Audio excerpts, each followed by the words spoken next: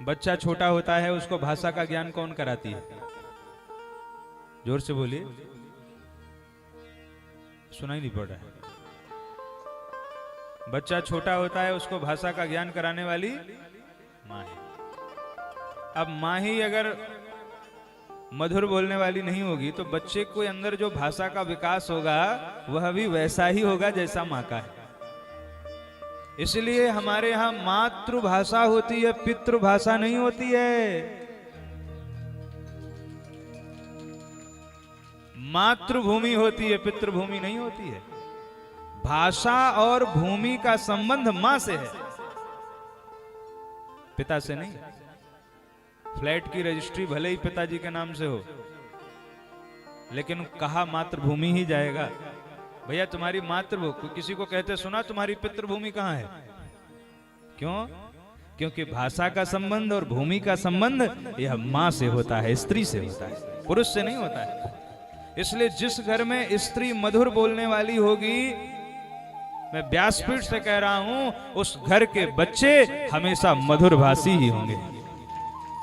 उस घर में बच्चों का संस्कार अच्छा होगा। भाषा का संबंध मां से, इसलिए पत्नी के लिए कहा गया कि वो मधुर बोले। पुरुषों को भी मधुर बोलना चाहिए, एकांगी नहीं, लेकिन माताएं अवश्य मधुर भाषिणी। कितने हो गए? 3। सानंदम सतनम सानंदम सदनम सुताश्व सुधियः कांता न दुर्भाषिणी सन्मित्रम। मित्र अच्छे होने चाहिए, ये चौथी शर्त है।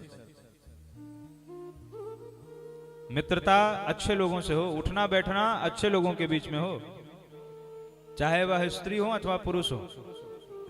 अगर पत्नी की मित्रता जिनसे है, वो देवियां अगर अच्छे स्वभाव की न हुई तो उसका प्रभाव उनके गृहस्थाश्रम पर पड़ेगा।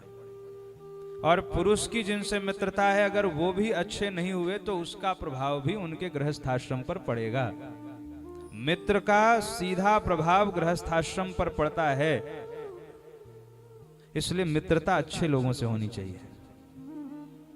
देखो माताओं, अब सहेली अच्छी नहीं होगी तो आए दिन विष बोने का काम करेगी। क्या कहेगी? अरे हमारे पतिदेव तो हमको 10,000 की साड़ी दिलाते हैं।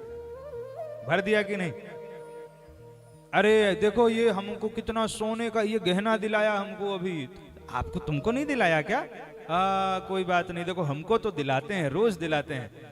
अच्छी भली गृहस्थी चल रही थी, लेकिन उसने भर दिया और शाम को पतिदेव आए, मूड खराब। पतिदेव को तो पता ही नहीं कि हुआ क्या, मैंने किया क्या। पति बेचारा कह रहा है क्या हुआ?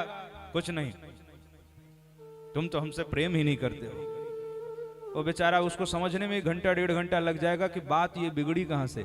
इसलिए मैं ये कहने का प्रयास कर रहा हूं, जो इस तरह की बात कहे ना, झगड़ जाया करो ऐसे लोगों से।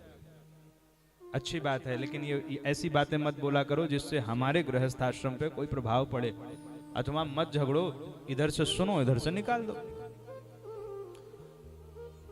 पुरुष को भी ऐसा ही होना चाहिए कि उसके मित्र की किसी बात का प्रभाव उसके गृहस्थ जीवन पर न पड़े। और जहां बात परिवार की हो, वहां बाहरी लोगों से ऐसा संवाद करना ही नहीं चाहिए। अब बहुत व्याख्या में जाएंगे तो बहुत समय लगेगा, इसलिए चलो संक्षेप में आगे बढ़ते हैं।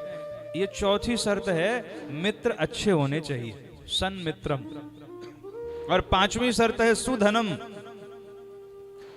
धन शुद्ध होना चाहिए। थोड़ा सा ही रुपया पैसा हो पर शुद्ध हो। शुद्ध धन होगा तो वो धन लक्ष्मी का, माता लक्ष्मी का स्वरूप बन करके आपके घर में आनंद की बरसात कर देगा।